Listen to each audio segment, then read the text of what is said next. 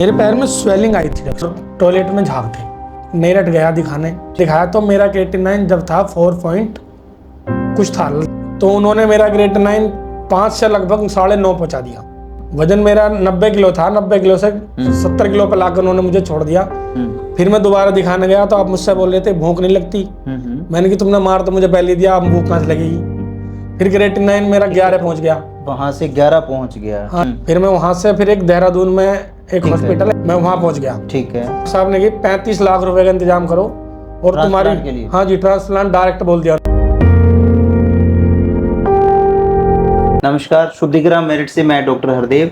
आज हमारे साथ हैं निशांत जी, जो कि किडनी के पेशेंट थे और बीपी और किडनी दोनों प्रॉब्लम लेकर के आए थे हमारे पास 1 महीना पहले। और इनका पिछला रिपोर्ट जो है हमने पहली बार 3/5/2025 को करवाया था, जिसमें इनका क्रेटिनिन 12.1 था और जीएफआर इनका 4.8 था और यूरिया इनका 154 था।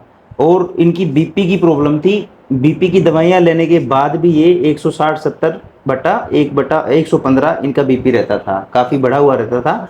और ये सारी प्रॉब्लम्स लेके आए थे। पेडल एडिमा भी था इनको, दोनों पैरों में काफ़ी सूजन थी और फेशियल पफिनेस भी था, चेहरे पे भी काफ़ी सूजन थी इनको और कमजोरी इनको काफ़ी रहती थी पहले। और कॉन्स्टिपेशन बहुत सीवियर रहता था, पेट प्रॉपर साफ नहीं रहता था इनका, वीकनेस रहती थी। और ये सारी प्रॉब्लम लेकर के पेशाब में काफ़ी मात्रा में झाग आता था। ये सारी चीज़ें लेकर के आए थे।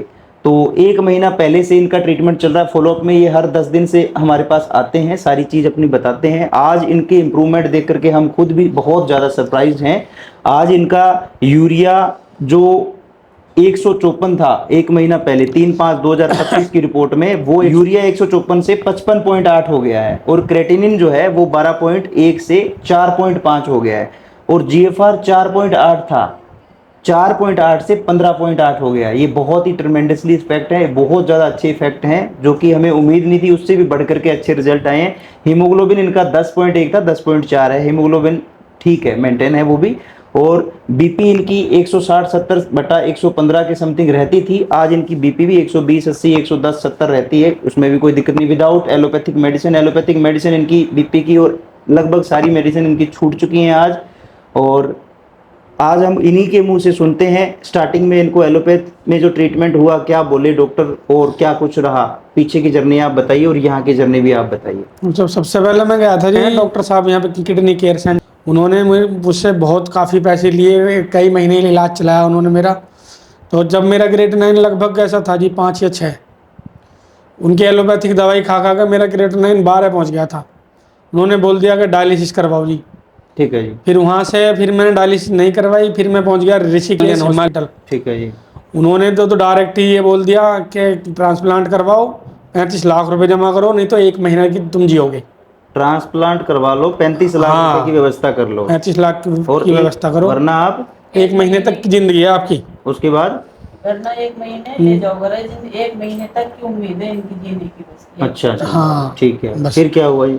फिर एक हमारे डॉक्टर साहब थे गांव के लोकल, उन्होंने मुझे हिम्स का एड्रेस दिया। ठीक है जी। तो आप हिम्स में जाओ। ठीक है। फिर मैं यहाँ पे आया, यहाँ मुझे 3 दिन में रिजल्ट आ गई थी जी। यहाँ आने के बाद सर हम प्रियांक सर से मिले थे, उन्होंने हमें आते ही ये बोला कि घबराओ मत, क्या क्यों है, ऐसा कुछ नहीं है, ठीक हो जाओगे। आपने डायलिसिस तो नहीं कराया? हमने कहा नहीं सर, जरूरत भी नहीं है। फिर उन्होंने हमें 9 दिन के लिए बोला था कि आप 9 दिन के लिए एडमिट हो जाओगे, उसके बाद देखते हैं। फिर सर हम यहाँ पे एडमिट हो गए दूसरे दिन के लिए और 3 दिन बाद ही सर ने चेकअप कराया था और उसमें भी काफी अच्छा रिजल्ट आया। 9 हो गया था, 9 हो गया था सर तीसरे। तो एलोपैथ में ट्रीटमेंट के लिए गए थे और 1 से 2 जगह, 2 से तीसरी जगह ऐसे करते करते एक डॉक्टर ने इनको ये भी बोल दिया कि 35 लाख रुपए की आप व्यवस्था कर लो ट्रांसप्लांट के लिए, अदरवाइज 1 महीने में डेथ भी हो सकती है आपकी। ऐसा कुछ डरा दिया, ऐसी सारी चीजें कर दी।